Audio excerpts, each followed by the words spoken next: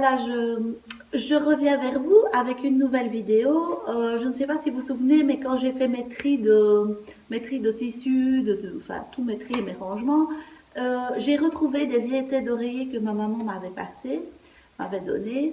Et donc, j'ai un peu réfléchi entre-temps et je me dis que ce serait sympa de les recycler, de vous montrer un peu ce qu'on peut faire avec des vieilles têtes d'oreiller. Finalement, on arrive aussi à faire des choses. Et ça reste beaucoup de métrage de tissu. Si vous avez des draps de lit chez vous, ben, l'été, c'est pas grand chose, mais les draps en eux-mêmes, s'ils sont un peu usés, bon, ben, il y a toujours bien des côtés qui sont toujours nickel. Donc, n'hésitez pas à vous en servir pour faire des choses. Donc, regardez, je vais vous montrer l'été que j'ai. Voici la première. Donc, voilà, avec des chardes. Voilà. Dans les tons de rouge et de noir. Alors, voici la deuxième, plus petite, mais le tissu est un peu plus épais par contre. Et voici la troisième. Le tissu ici est un peu entre les deux.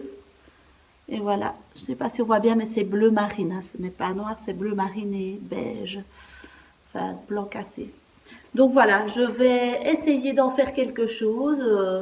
Si vous voulez voir ce que je vais en faire, c'est tout de suite. Je pense que la première étape, ça va être de se servir de ceci pour les découdre. Donc je vais la retourner et c'est parti pour découdre.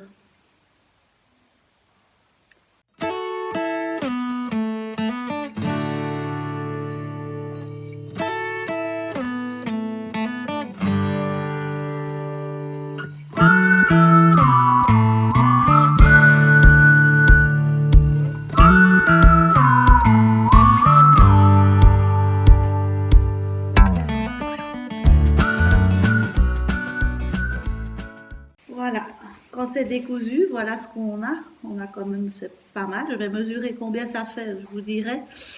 Et donc j'avais dans l'idée de faire une petite blouse toute simple à ma fille en smog, donc faire du smog ici.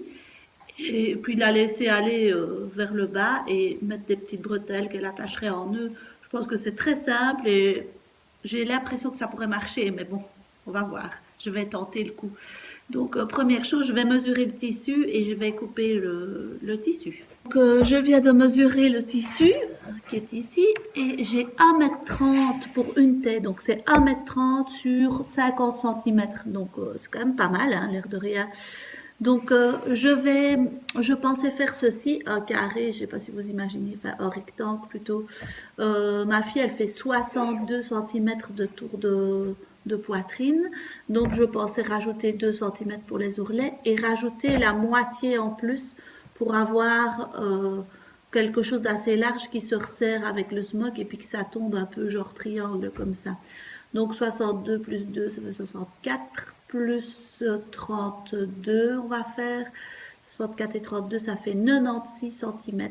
On va essayer de couper ça, 90.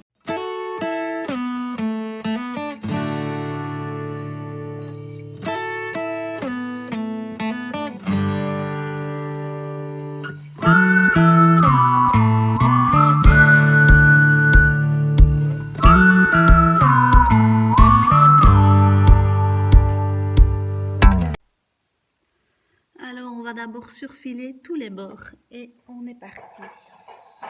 Hops.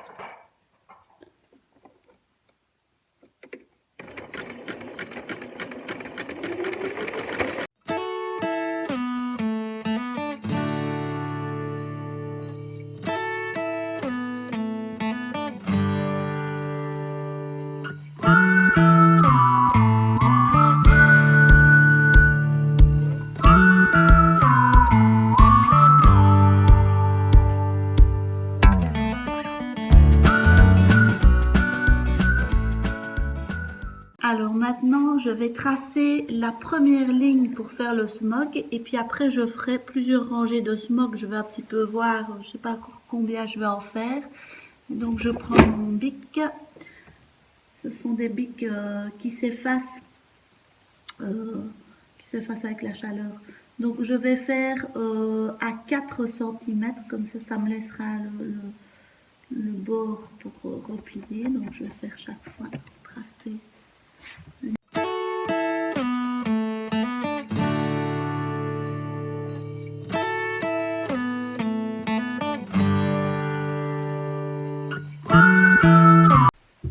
Alors pour faire le smock, il faut une canette de fil avec du fil élastique, vous voyez, c'est du fil élastique, et il faut rouler le fil dans la canette en tirant légèrement dessus tout le temps. Voilà, et je sens que voilà, il y a une petite résistance.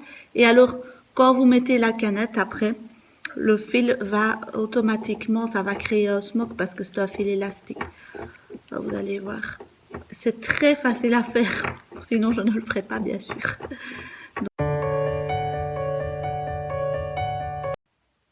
Voilà, il faut diminuer la tension de la machine. Moi, je l'ai mis à 8, on va voir ce que ça donne. Je pense que c'est bon comme ça. Et on passe au point droit. N'oubliez pas de faire un point d'arrêt, sinon ça ne va pas tenir.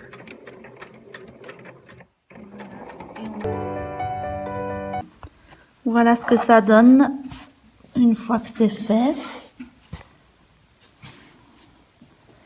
Donc, je vais maintenant l'assembler endroit contre endroit. Ensuite, je ferai les ourlets au-dessus et en dessous et je mettrai des petites bretelles. Voilà, on verra ce que ça va donner. N'oublie pas de repasser bien sûr les coutures pour que ce soit bien plat.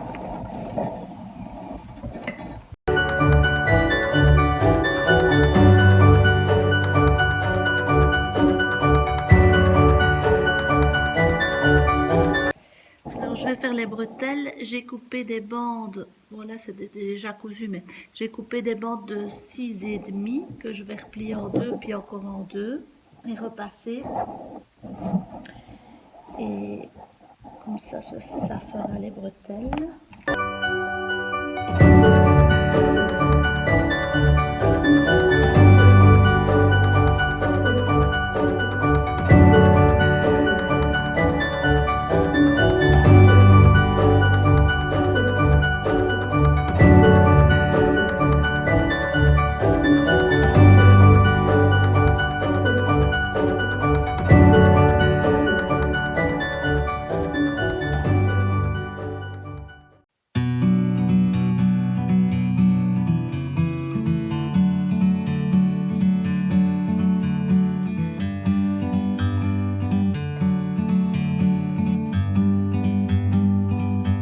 Like a bird on a tree, I'm just sitting here. I got time, it's clear to see. Voilà, la petite blouse est terminée. Je sais pas ce que vous en pensez. Moi, je trouve ça vraiment très joli. Regardez. Voilà, ça fait vraiment une petite blouse d'été pour mettre en vacances ou quoi. Après, il faut qu'elle l'essaye, voir si ça lui va. Mais j'ai l'impression que oui. Voilà le smog de plus près. C'est vraiment les petites blouses, je sais pas vous, mais moi j'avais plein de petites robes comme ça quand j'étais enfant. Et donc, je n'ai utilisé qu'une taille d'oreiller, pour même pas toute, pour faire ça. Donc, avec la deuxième, je peux en refaire une, ou bien faire une petite jupe assortie. Je crois que je vais faire une petite jupe qui est assortie à ça. Donc voilà, et les finitions, c'est bien fini. J'ai fait un bel ourlet en dessous. Et voilà, vous voyez, l'ourlet. Avec les coutures bien, ici ça a été bien surfilé. Voilà, donc une tête d'oreiller et voilà ce qu'on peut faire.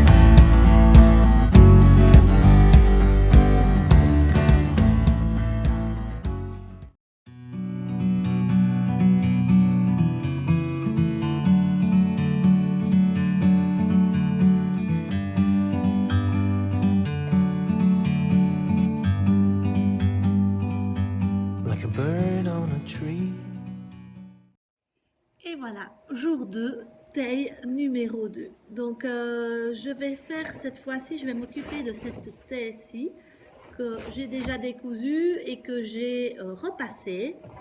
Alors, voilà ce que je voudrais faire. Je ne sais pas si vous verrez bien. Mais donc, c'est cette robe. J'ai fait mon petit dessin, mes petits plans avec tous les carrés, etc. Avec mes mesures. Normalement, ça devrait tomber dans le tissu, ça devrait tomber juste. On va un petit peu voir, mais de toute façon, je vais commencer par couper tous les carrés et par surfiler tous les carrés. Et puis après, je passerai à la couture du tout. Donc, j'en ai pour un moment déjà, parce qu'il y a quand même, oui, non, 10 carrés, 10 rectangles, on va dire, 10 rectangles à découper et à surfiler. Donc, j'en ai pour un moment.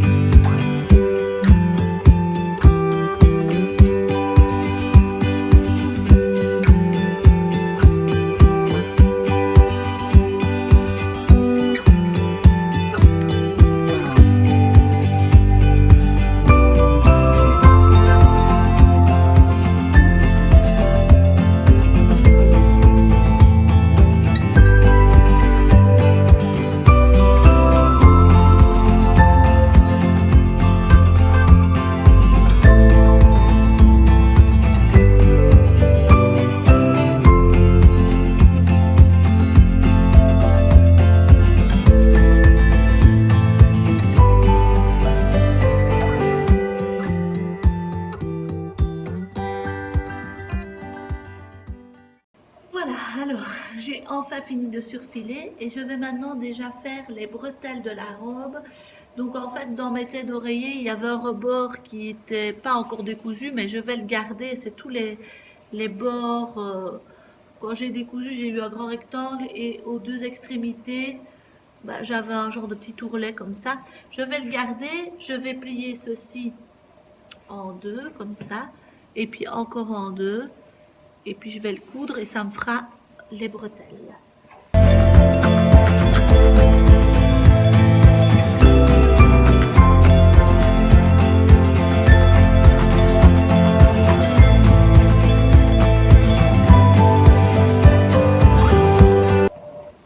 Voilà ce que ça donne et il faut que je couse ici tout le long. Voilà comme ça. Je vais faire les 4. Et alors, je viendrai prendre la partie où je n'ai pas cousu, ici, en sandwich dans la première bande que je vais doubler. Je vais doubler la première bande.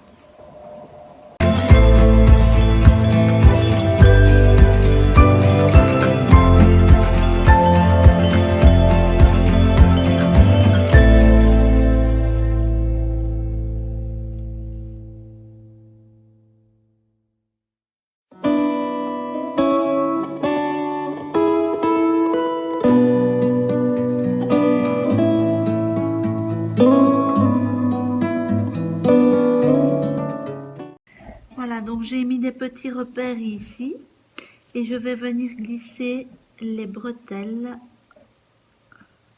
Attendez que je réfléchisse, oui, dans ce sens-là, comme ceci.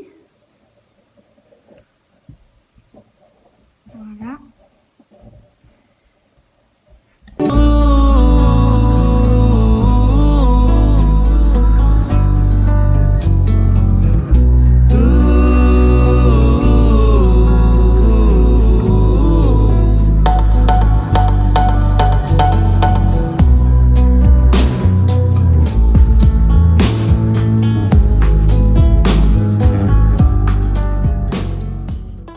Donc voilà le début de la robe, ce que ça donne. Alors je suis contente parce que j'ai essayé de suivre quand même dans le tissu. Il y avait un imprimé là comme ça en losange au-dessus.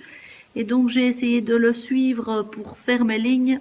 Et donc ça donne bien le dessus comme ça. Euh, voilà, j'ai juste oublié un truc, c'est que je voulais mettre des petits boutons ici. Et j'ai oublié de mettre un petit élastique. Donc je vais sans doute devoir découdre pour le remettre. Mais enfin bon, on voit un petit aperçu de ce que ça donne déjà.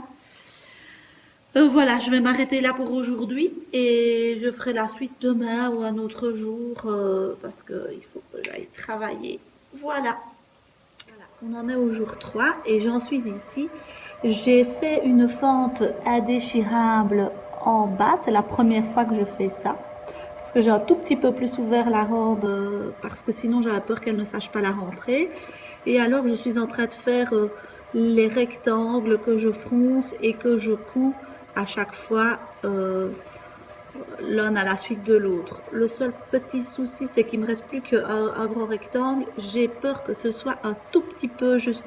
Donc je vais peut-être ajouter une petite bande encore en bas froncée, un peu plus grande. Et bon, on verra bien ce que ça donne. Donc voilà l'avant. Vous voyez, avec les petites bretelles. Et donc il me reste vraiment plus grand chose à faire. Donc je m'y mets et c'est parti.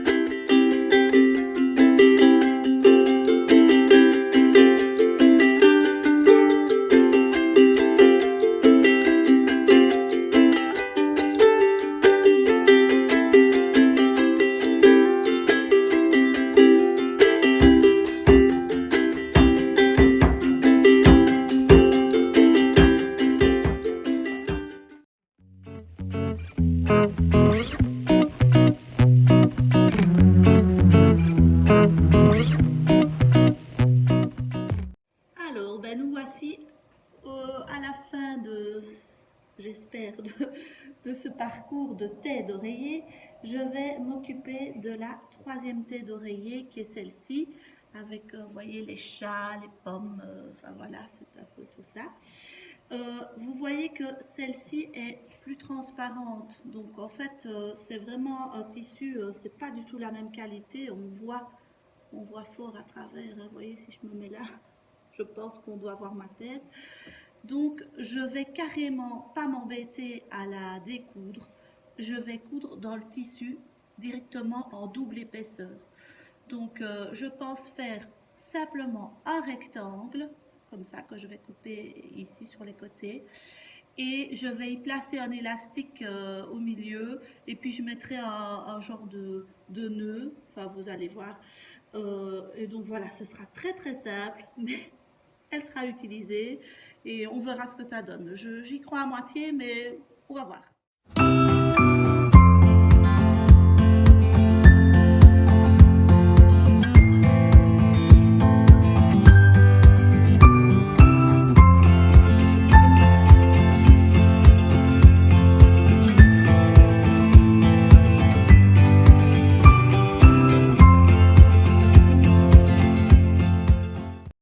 Donc je vais coudre, j'ai fait ça pour les deux tais, je vais coudre les deux tais endroit contre endroit afin que ça forme comme un tube. Donc je vais faire de chaque côté, enfin je vais le faire d'abord d'un premier côté puis je la retournerai et je ferai comme un genre de tube. Et puis une fois que j'aurai cousu ça, Je vais y placer un élastique ici tout le long et ça devrait resserrer, puis je mettrai des petites bretelles. Donc d'abord épingler tout ceci. C'est parti.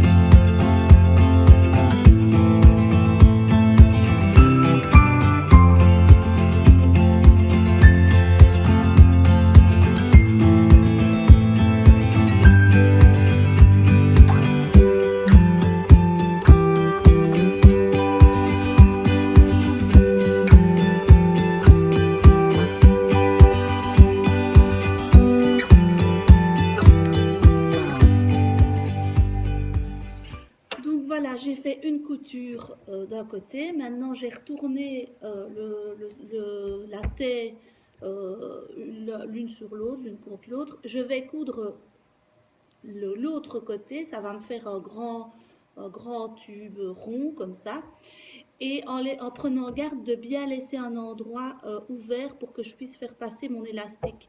Et cet endroit, je vais le mettre à combien de centimètres? Réfléchissons. Du haut, je vais le mettre à, allez, 3-4 cm du haut. Voilà, j'ai épinglé en laissant et en notant bien un petit endroit où je ne vais pas coudre pour pouvoir faire passer mon élastique après. Et je vais coudre tout le long, toute une ligne comme ça, enfin 2 lignes sur l'endroit. Et puis je ferai passer mon élastique dans ce petit trou. Voilà, une fois que j'ai placé l'élastique, voici ce que ça donne. Et donc je vais mettre une bande ici tout autour, hop, pour faire un genre de petit nœud, et puis je mettrai des bretelles. J'ai plus assez de tissu pour faire des bretelles, donc je prends du ruban tout simplement. Voilà, donc je n'ai plus qu'à mettre les lanières que je viens d'épingler. Et alors je vais sans doute mettre, j'ai des petites perles en bois comme ça, que je vais mettre, voilà, je vais en mettre 3 de chaque côté, je pense, ce sera joli, ça donnera bien. Et puis voilà, on se retrouve après pour le résultat final.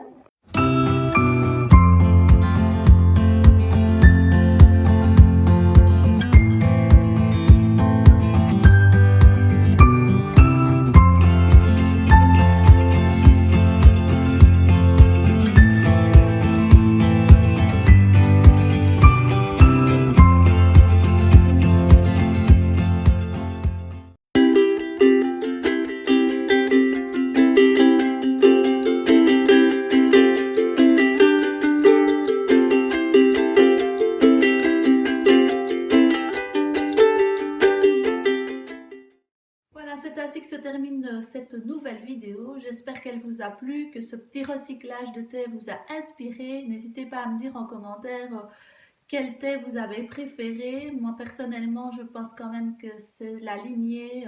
Je trouve que la petite robe, j'ai vraiment bien aimé. Et l'autre, par contre, celle avec les pommes, la rouge et noire, le tissu était vraiment d'une très mauvaise qualité, pas facile à coudre. Voilà, on se retrouve dans la suite pour de nouvelles aventures. À bientôt!